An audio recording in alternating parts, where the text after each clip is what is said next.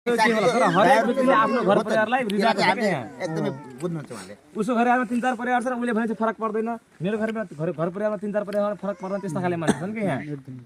मैले अब छोटोमा तपाईँलाई भने किनभने हाम्रो त्यो 3 बजे एउटा तुलसीपुरम मिटिङ राख्नु भएको रहेछ अनि बाँकी फेरि बाटोमै यस्तै भेटघाट 2वटा गर्न बाँकी छ। तपाईँहरू सबैजना नमस्ते।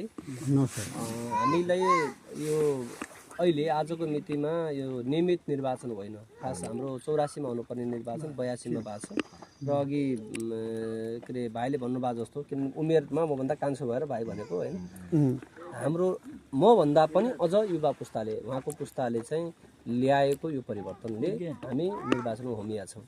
यस पटकको निर्वाचन त पुरानो शक्ति र नयाँ पुरानो राजनीतिक दल र नयाँ राजनीतिक दल जस्तो भएको छ, पुरानो र राष्ट्रपा जस्तो भएको छ। यसमा चाहिँ यो निर्वाचनमा पुरानो राजनीतिक दलहरूले जे पनि भ्रम सिर्जना गरिदिन सक्नुहुन्छ हैन। त्यो कुरा चाहिँ हामीले चाहिँ विश्वास र हाम्रो आफ्नो विचार दिनुपर्ने छ हैन। राष्ट्रपा किन आयो? राष्ट्रपा आएको पहिलो कुरा त भ्रष्टाचार व्यथिति भयो, यसलाई सुशासन कायम गर्नु पर्यो भनेर आएको। अर्को चाहिँ सर्भिस डेलिभरी, हामीले सेवा प्रवाह सरकारी कार्यालयमा जहाँ पनि तपाईँ जानु भने सहजै छैन नि, असहज छ। कानुनी रूपमा असहज हो कि प्रक्रियागत रूपमा असहज हो कि त्यो असहज भएर तपाईँ ठुलो मान्छे पहुँचवाला मान्छेको सहज हुन्छ, हुई मान्छेको कुरा हुँदैन। त्यो नभइसकेपछि त्यसलाई नै हो नि त सुरुमा मान्छेले चेन्ज गर्नुपर्ने। अनि अर्को चाहिँ आर्थिक उन्नति, जस्तै अहिले आज मेरो पुस्ताको सम्पूर्ण मभन्दा चाहिँ नवयुवा या मभन्दा दाई पुस्ता या भाइ पुस्ता हामी 3वटै जेनेरेसन युवाभित्रमा पनि हेऱ्यो भने सबै विदेश हुनु परेको छ। अब यहाँ हुनुभएका पनि कतिजना पासपोर्ट भिजाको पर्खाइमा हुनुला या कति चाहिँ चुनाव पछाडि चाहिँ जाने भनेर बसेर होला। आजको स्थिति नेपालको यही हो। अब यही युवाहरूलाई स्वरोजगार बनाउन कसरी सकिन्छ भन्नलाई त पहिला त सिस्टम बस्नु पऱ्यो नि त, पद्धति बस्नु पऱ्यो नि त। आजसम्म आश्वासनको पुलिन्दा भए अब हामीले चाहिँ एउटा चाहिँ मोडल एउटा प्रयोगशाला चाहिँ कसरी हाम्रो ठाउँमा सेट गर्न सक्छौँ जहाँबाट सम्भव त रहेछ नि त। यो निर्वाचनमा दाङ 3ले सबैभन्दा अत्यधिक मत दिएर जाँदै के अरे विजय गराउँदै गर्दाखेरि पनि हामीले यहाँको मोडल कसरी सेट गर्न सक्छौँ, यहाँको युवालाई कसरी रोजगारी दिन सक्छौँ, यहाँको स्वास्थ्य कसरी राम्रो बनाउन सक्छौँ, यहाँको शिक्षा कसरी राम्रो बनाउन सक्छौँ। बाटोघाटो पुलपुलेसा किन त्यसरी भयो भन्दा पहुँचको आधारमा भयो नि त, समन्वयिक तरिकाले भइदिएको भए त यो केही पनि गर्नु पर्दैन थियो। त्यही भएर तपाईँहरूले यो कुरा सबै बुझ्नु भएको छ। हामीले त्यसैलाई ब्रेक गर्न खोजेको, त्यसैको जालो तोड्न खोजेको।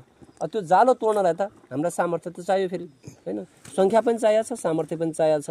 त्यही भएर अब हामीसँग आशंका गर्नै पर्दैन। तपाईँहरूले 5 वर्षभित्र चाहिँ को जिम्मेवारी हामीलाई दिने हो। घन्टी बजार फागुन 21 गते, फागुन 21 पछाडि यदि हामीले काम गरेनौँ 5 वर्षभित्र भने त्यही घन्टीले चाहिँ फेरि हामीलाई बुझाउन पाइयो, किनभने व्यथितिको लागि घन्टी बोक्या हो नि त। अब हामीबाट त्यो आशंका अहिलेलाई चाहिँ गर्न पर्दैन, किनभने हामी त्यही व्यथिति देखेर होमिनु पर्या हो। नभए मलाई पनि राजनीतिमा आउनै परेको थिएन, तपाईँहरू जस्तै लाई पनि राजनीति बुझ्नु भएकोलाई पनि छोड्नु पर्दैन थियो। त्यही भएर अहिले अब दलै परिवर्तन नगरे पनि मत परिवर्तन गर्न लगाएर यसपालि परिवर्तनको यात्रामा हामी सबै एकाकार हौँ।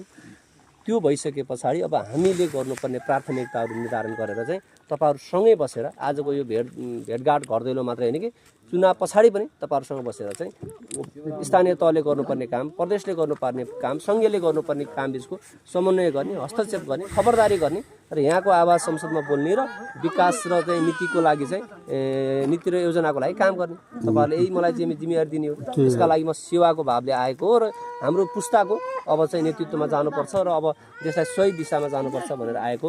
यति मैले तपाईँलाई निवेदन गरेँ। अब हाम्रो यात्रा लामो भावनाले मैले तपाईँहरूसँग बिदा पनि माग्छु।